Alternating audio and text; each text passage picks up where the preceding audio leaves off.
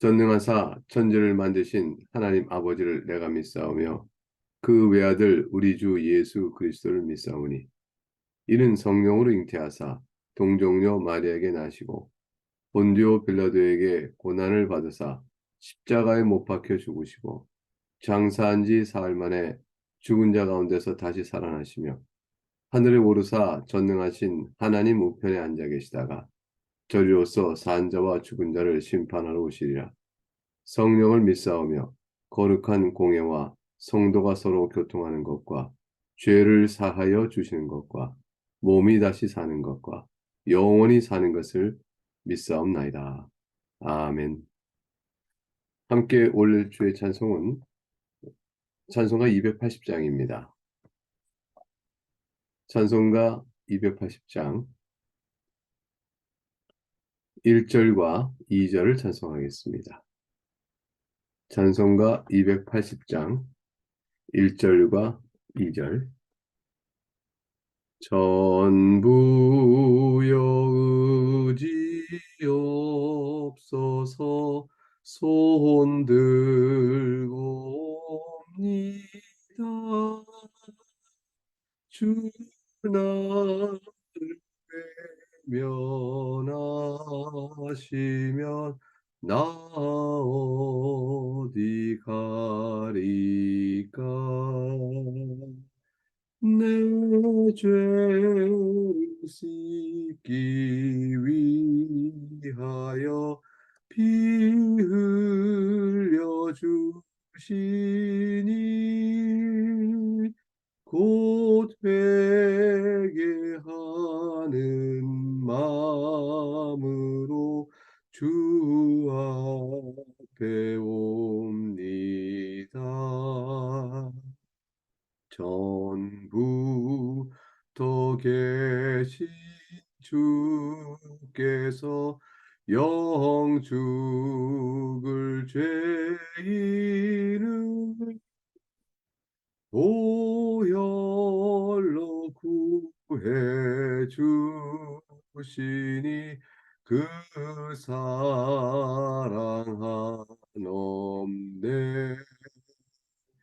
내 죄를 씻기 위하여 피 흘려 주시니 곧 회개하는 마음으로 주 앞에 옵니다. 아멘.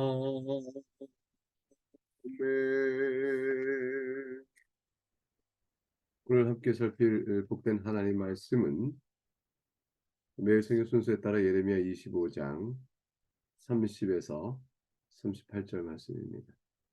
예레미야 25장 30에서 38절 말씀을 어, 봉독하겠습니다.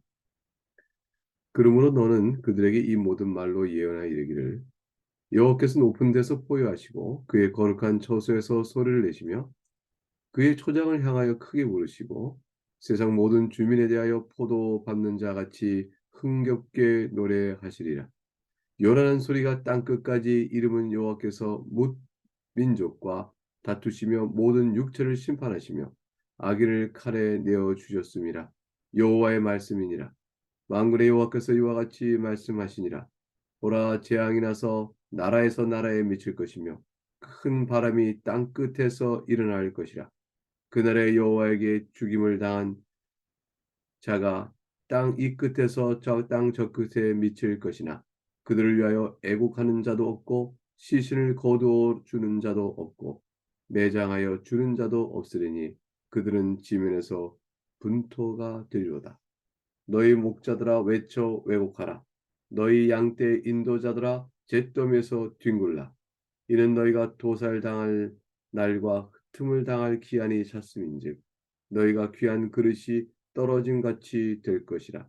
목자들은 도망할 수 없겠고 양떼 인도자들은 도주할 수 없으리로다. 목자들이 부르짖는 소리와 양떼 인도자들이 애곡하는 소리여 여호와가 그들의 초장을 황폐하게 이루리다. 평화로운 목장들이 여호와의 진노하시는 열기 앞에서 적막하게 되리라. 그가 젊은 사자같이 그 굴에서 나오셨도다. 나오셨으니 그 호통치시는 분의 분노와 그의 극렬한 진노로 말미암아 그들의 땅이 폐허가 되리라 하시니라. 하나님의 말씀입니다. 하나님께 감사합니다. 하나님께서 그의 백성 유다 민족을 바벨론의 느부갓네살의 왕을 손을 들어 또 그걸 사용하여 심판에 엄중한 심판을 하시겠다고 말씀하셨습니다. 이 일은 하나님께서 말씀하셨으니 이미 이루어진 일과 다름없으며 이미 나타난 일보다도 더욱더 확실한 말씀입니다. 그리고 확실하게 이루어질 일들이죠. 그러나 생각해 보면 바벨론 자체도 악한 나라이죠. 그들이 이미 유다 백성이 우상을 섬기는 죄를 범하였다 하지만 바벨론은 그 유다 백성이 섬기는 우상의 본산입니다. 애굽이 그렇고 또 바벨론에서 멸망당했던 아수르 제국도 이미 그러했습니다. 숱한 이방 나라들이 다 죄중에 있는데 죄중에 있는 그 나라를 들어서 하나님의 공의의 심판에 따라 언약 백성의 죄를 물으신다는 것이 과연 이 납득이 되는 일인가? 타당한 일인가? 그 죄악이 관영한 이 세상의 나라들은 미리 먼저 벌써 멸망할 나라들이 아니겠는가? 그런데 그들을 들어서 그래도 언약 백성 가운데는 하나님이 택하신 백성들이 있고 그 백성들은 주를 향하여 진실하게 믿고 기도하는데 그 백성들이 있는 나라를 친다는 것이 과연 타당한 것인가? 이 질문이 있을 수가 있겠죠. 이방 나라에 있는 사람들 가운데서 구원받아 선택받은 자가 몇이 있겠습니까? 근데 유다 백성들 가운데서 아무리 유다 백성이 전체적이요 집단적으로 하나님 앞에서 배도의 길을 걷고 불순종하였다 할지라도 그 가운데 속한 각각 개개인을 따라보면 구원받을 자가 이방보다 훨씬 더 많을 터인데 어찌하여 그 유다 백성을 이방 나라를 들어서 멸망케 하시는가? 이 질문에 대한 답들을 어제에 이어서 오늘 계속 살피고 있는 것이죠. 죄악이 관영한 세상 나라들은 하나님의 진노 아래 엄중한 공의 아래 결국 패망하게 될 것이다. 하나님께서 이들을 사용하여 언약 백성인 유다를 친다 할지라도 그것은 유다 백성을 징계하며 또 그중에 악한 자들은 심판의 길로 나가도록 하시기 위하 도구로 쓰실 뿐 저들이 하나님 앞에서 의로운 자라 하는 것이 결코 아닌 것이다. 라는 말씀이 주어집니다. 이것이 어제 살핀 말씀의 대목에 주어 있는 신학적 의미를 할 것이죠. 예컨대 어제 본문 중에서 15절에 이스라엘 하나님 여호와께서 이같이 내게 이르시되 너는 내 손에서 이 진노의 술잔을 받아 가지고 내가 너를 보내는 바 그 모든 나라로 하여금 마시게 하라. 열방의 심판에 대한 선언이 주어진 것입니다. 27절에 너는 그들에게 이르기를 만군의 여호와 이스라엘 하나님 말씀에 너희는 내가 너희 가운데 보는 칼 앞에서 마시며 취하여 토하고 엎드러져 다시는 일어나지 말아라 하셨느니라. 결국 그림으로 인해서 열국이 하나님의 칼 앞에서 완전히 취하고 토하고 엎드러질 것이요 다시는 일어나지 못할 심판을 받게 될 것임을 말씀하셨죠. 그런데 이 말씀이 바벨론 침공 아래 풍전등화와 같은 유대 백성들에게 어떤 소망을 주는 말씀일까요? 이것을 믿고 하나님을 의지할 수 있었을까? 자신들이 코가 석자라 하죠. 그러니까 지금 바벨론이 강력한 힘을 가지고 유다 백성을 치는데 그 치는 강력한 바벨론이 하나님의 심판을 받아 그들도 또한 멸망할 것이라는 말씀. 믿어지지 않는 말씀이죠.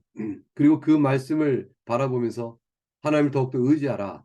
그리고 하나님께 돌이켜 회개하라. 유다 백성이 줬던 메시지를 듣고 그들이 돌아올 것을 말씀하고 있는데 과연 이것을 효과적으로 믿고 나갈 수 있을지. 유다는 믿지 않았습니다. 믿음이 있는 자라도 이런 상황을 어떻게 믿을 것인가? 잠시 주춤거리고 머뭇거리며 또 하나님 앞에 기도할 만한 이 약속을 하나님을 떠난 죄악으로 징계할 심판을 받고 있는 유대가 믿었을 리가 없는 것이죠. 그러나 하나님께서는 이러한 심판을 알리시면서 유대 백성으로 하여금 여전히 회개하고 하나님께 돌아오라고 말씀하고 있는 것입니다. 열방을 심판을 하나님의 공의를 보라. 너희가 징계받는 것이 또한 마땅하니 이 열방을 멸망시키는 하나님의 권능 앞에 너희가 무슨 죄를 졌는가를 돌이켜보고 돌아오라.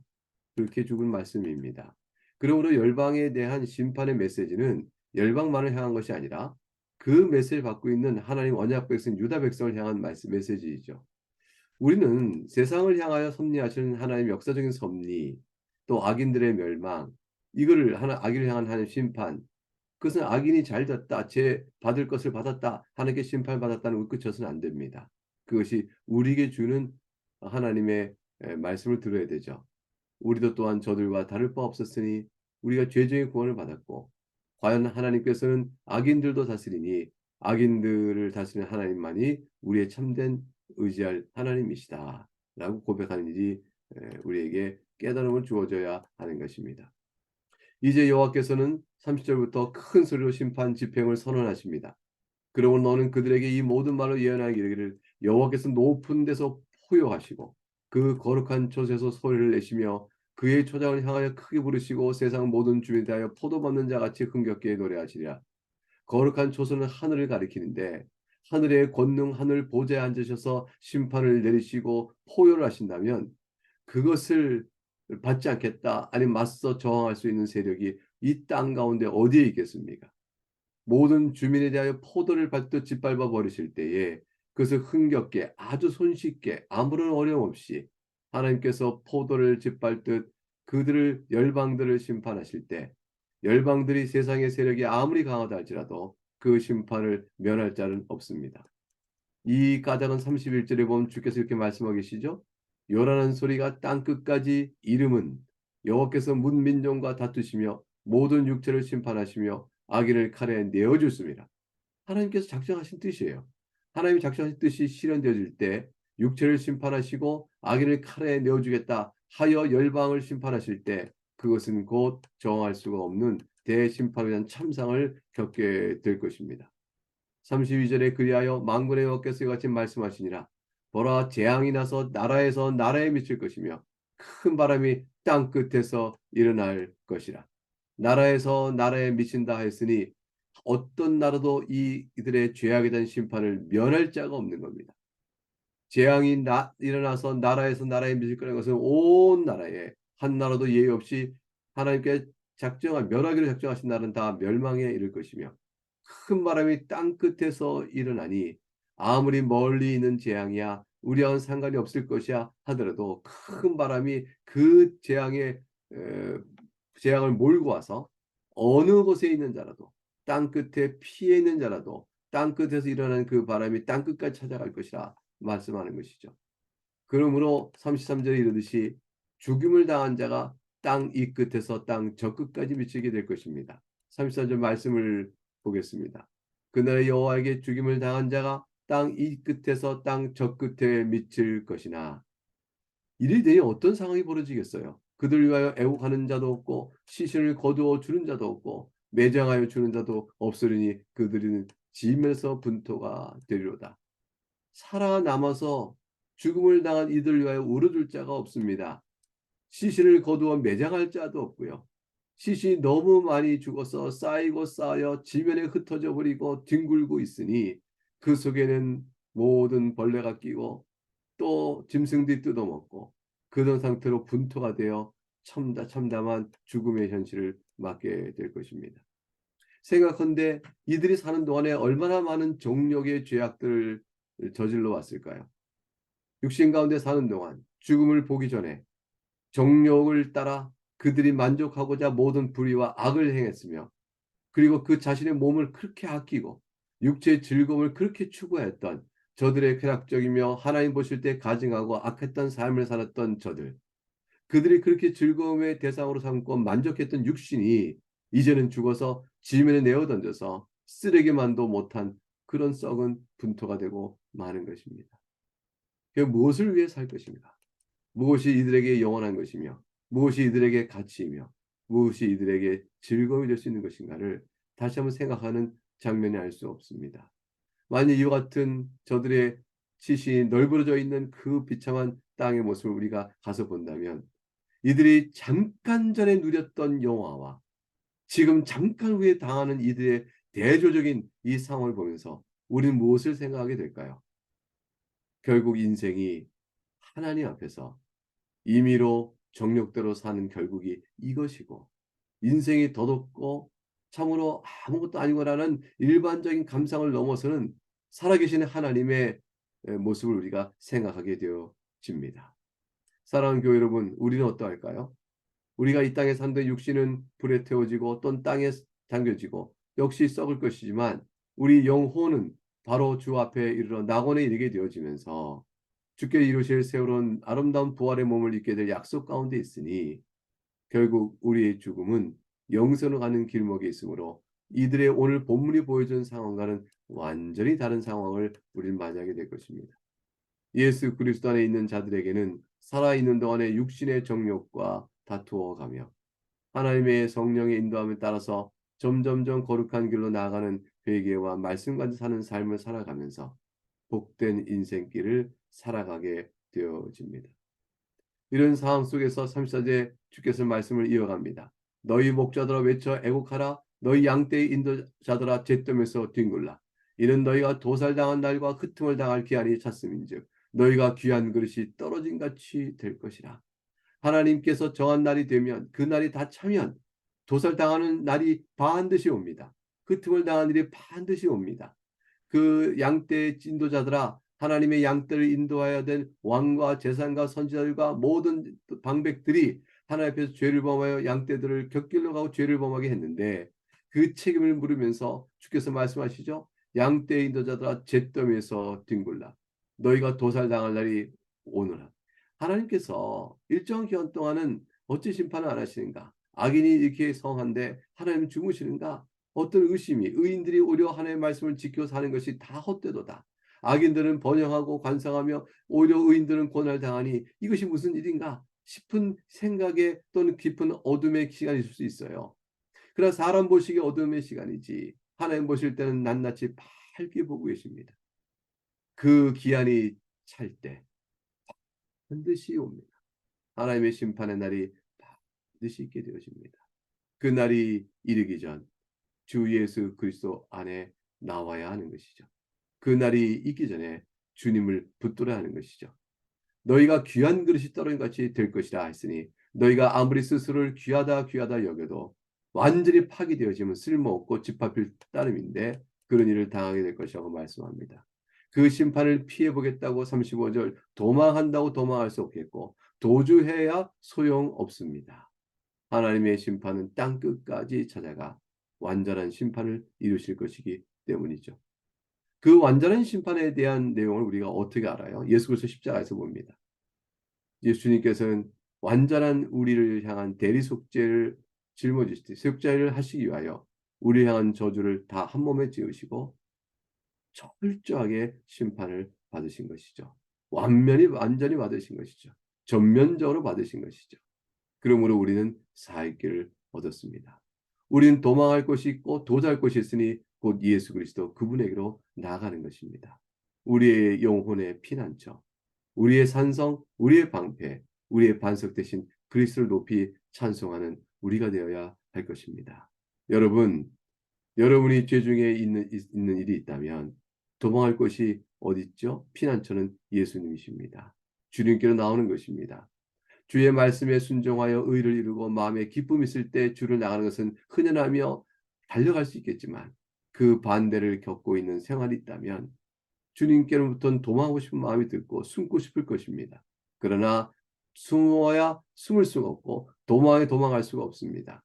주님께 나가는 겁니다. 예수 그리스도 십자가 앞에 나가는 것입니다. 그리고 그에게 우리의 죄의 짐과 연약함과 슬픔과 환난을 내려놓는 것입니다.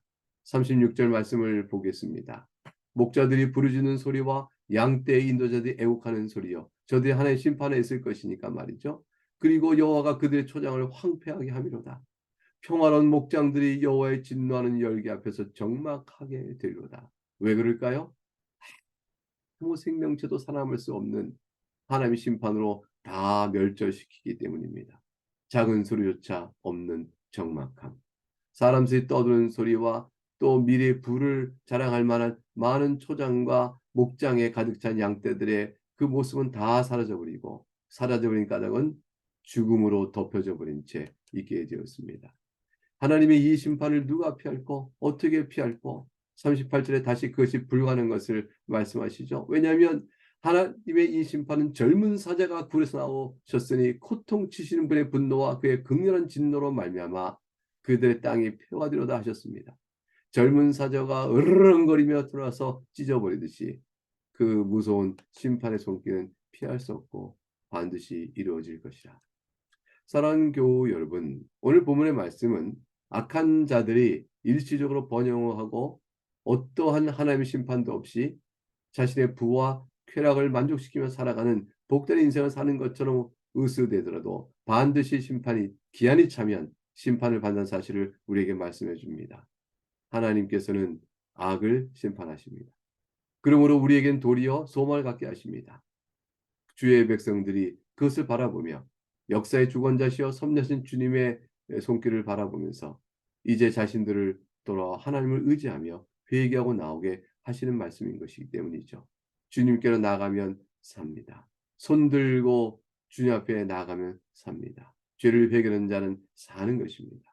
오늘 열방의 심판을 향한 하나님의 공의 나타냄은 뜻밖의 언약 백성에게는 그 공의를 짊어지고 대신 죽으신 대리속죄의 우리의 구주를 보게 하시니 그 은혜로 우리가 생명 얻게 되는 것입니다. 이 이치를 생각하면서 이 복음의 기쁜 소식을 생각하면서 오늘 이 아침에도 하나님께 커다란 감사로 여름의 삶의 짐을 잘 감당할 수 있기를 바랍니다.